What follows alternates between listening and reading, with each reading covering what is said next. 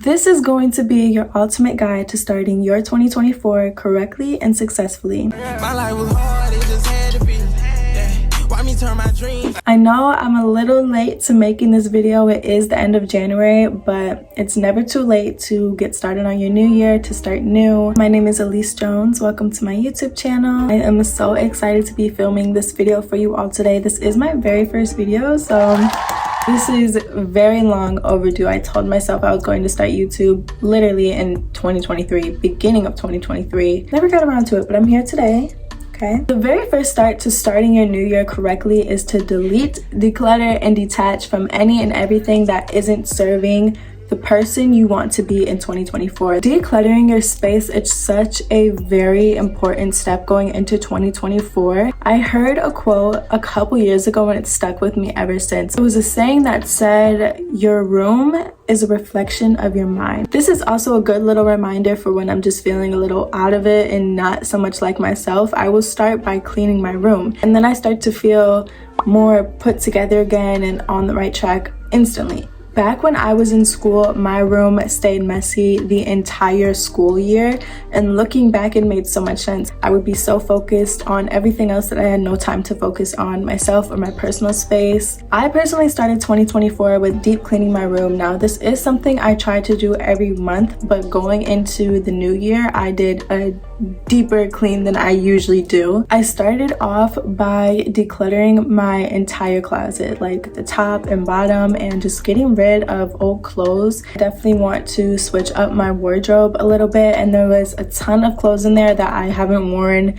in months, years, just a very long time. If you're interested in some of the clothes, I am selling a few on my Depop, so go check them out. I also had stuff in the bottom of my closet that I was just like, why is this here? And then at the top of my closet, I also just had a lot of stuff I throw up there just for extra space and storage. So I got rid of some stuff up there too and just organized it. This was such a process and definitely took a while, but it was so worth it in the end. And now I have my closet organized where I have my shirts on one side, my bottoms on the other. I also color coordinated it. That might be cringy to some, but it's so worth it. And now I just feel like I have access to all the clothes that I actually want to wear and will wear. After you declutter, the next step is to delete. I started off by deleting so much stuff out of my phone. I have a bunch of pointless pictures in there that I just no longer need. I also dislike having a lot of photos in my phone. It makes me feel overwhelmed for some odd reason. I had almost 7K photos, and after I went through and cleared out my phone, that number dropped. Another good thing to go through is any messages. There may be people you don't talk to anymore, so get them out of there, and in contacts as well. I also went through some of my TikTok drafts because for some reason I have almost 1,000 drafts, and I needed to delete a ton because they're just like random videos. Not only random videos, but old videos that literally just make me gag, so I had to delete them. Another good thing to go through is your snap memories. I wish that when they showed you the year ago today that you could delete the photo from that day, because then I would be clearing out my snap every single day.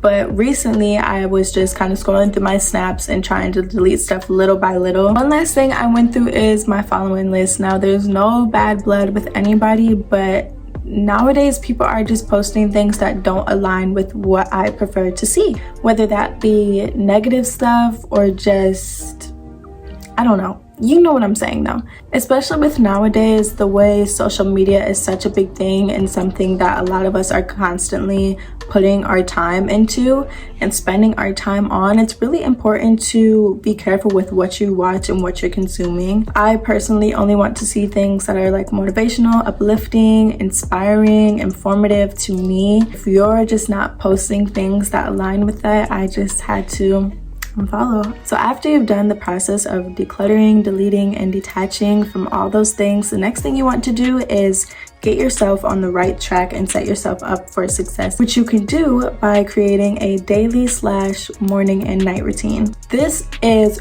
crucial.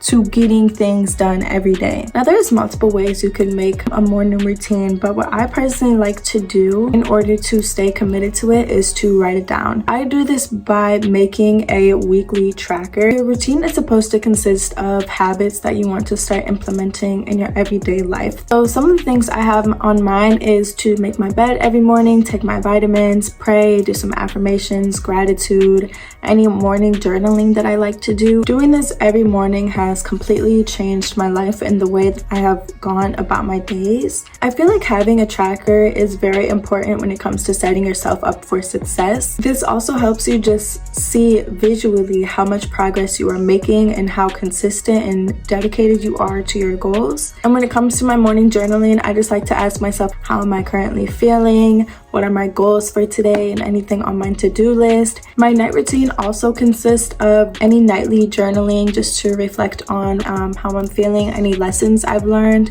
and how to make the best of tomorrow so that I'm also setting myself up for success for the next day.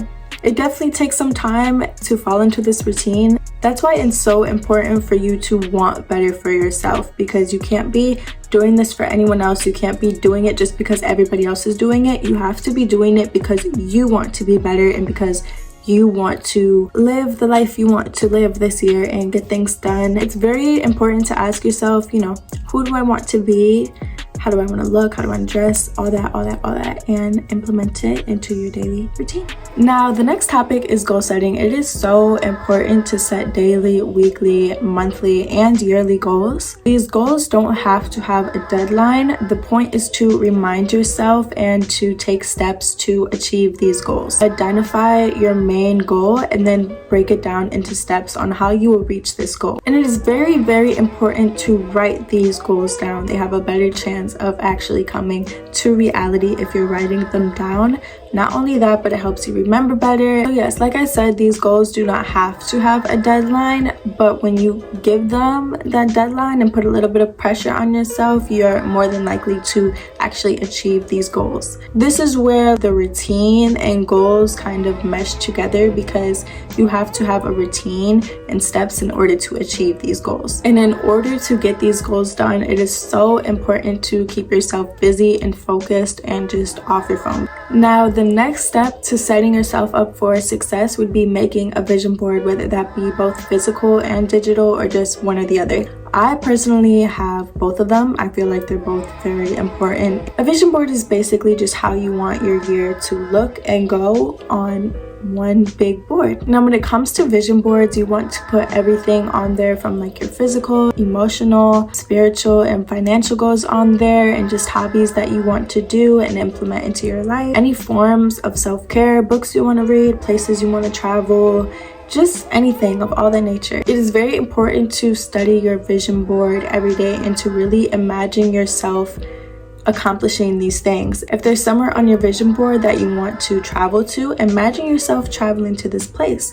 If there's a certain amount of money you want to have, imagine yourself having this amount of money, how you would feel, how you would act, what you would do with it. If there's something you want to do, such as modeling, imagine yourself modeling for this brand and showing up and getting the email to model for them. Whatever the case may be, you want to put all these goals on there and imagine you actually doing these goals. If you're not constantly thinking about it and wishing it upon your life, then the odds of it happening are very low, very slim, not really gonna happen. The saying new year, new me is so real, because you do want to change. You do not want to be the same person you were last year, doing the same things you were. So for example, one of the things I started changing, and I never thought I would be saying this, but it's going on a lash break. I absolutely love my lash extensions. They are so amazing, so convenient. I mean, you just wake up and you're just like, hello. But for me personally, it got to the point where I didn't feel like confident or beautiful unless I had lashes, and that's definitely not good and something that I want to change about myself. So far, honestly, I'm loving it. It's giving clean girl era, soft girl era, angel energy. So with change, it's really, really important to ask yourself how you want to look, how you want to act, how you want to be, just to the people around you and just to yourself. I made a TikTok a couple months back just talking about how to embrace your inner femininity, and I feel like this TikTok had a lot of informative information that you could use just on a daily basis. So some of the things I mentioned in there were like changing the way you walk and wanting to walk with your head high. You know, when you enter a room, don't be on your phone. Walk into a room with confidence like you're that girl, because you are that girl. And if you don't think you're that girl, start acting like you're that girl. Another thing I mentioned was being a better conversationalist. So I used to not always be like as talkative as I am now. I used to also be like really closed off. Not only that, but like